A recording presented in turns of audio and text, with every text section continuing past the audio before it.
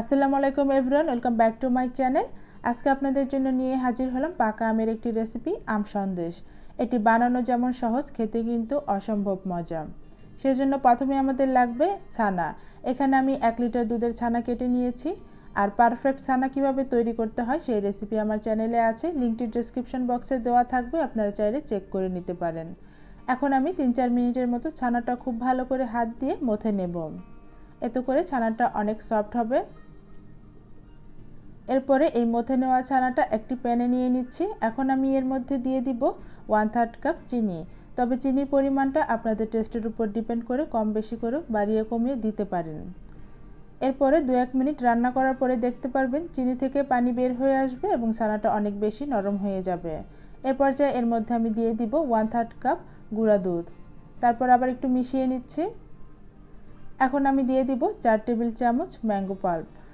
পাকা আমগুলো ব্লেন্ড করে নিলেই তৈরি হয়ে যাবে ম্যাঙ্গো পাল্প। এরপরে আমি আরও 4-5 মিনিট মিডিয়াম আঁচে রান্না করে নেব। ছানাটা হয়ে গেছে। এখন এটা আমি চুলা থেকে নামিয়ে নিচ্ছি। গরম অবস্থাতেই চামচ দিয়ে খুব ভালো করে এভাবে নেড়েচেড়ে একটু মথে নিতে হবে, তাহলে ছানাটা অনেক বেশি সফট হবে।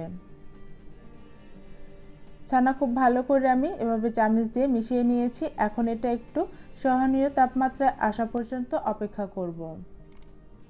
এটা অনেকটা ঠান্ডা হয়ে এসেছে। এখন হাতে সামান্য একটু ঘি লাগিয়ে আমি অল্প অল্প করে ছানা নিয়ে আমের শেপ দিয়ে সন্দেশটা বানিয়ে নেব। এই শেপটা কিন্তু শুধুমাত্র দেখার সৌন্দর্যের জন্য দেওয়া। এই আমের শেপটা কিন্তু না দিলেও কোনো প্রবলেম নেই, স্বাদের কোনো পরিবর্তন আসবে না। এরপর আমি একটা লবঙ্গ নিয়ে আমের ডাঁটাটাও বানিয়ে নিচ্ছি। দেখতে পাচ্ছেন খুব সুন্দর লাগছে দেখতে।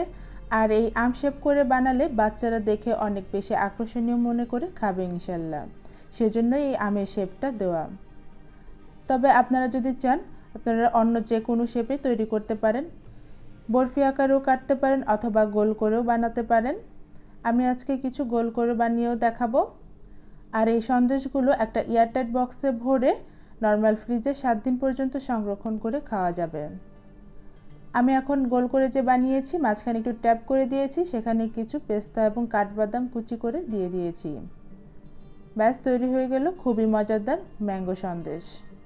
আশা করছি আজকের রেসিপিটা আপনাদের কাছে ভালো লেগেছে। যদি ভালো লেগে থাকে তাহলে প্লিজ লাইক, কমেন্ট, শেয়ার এবং সাবস্ক্রাইব করতে ভুলবেন না।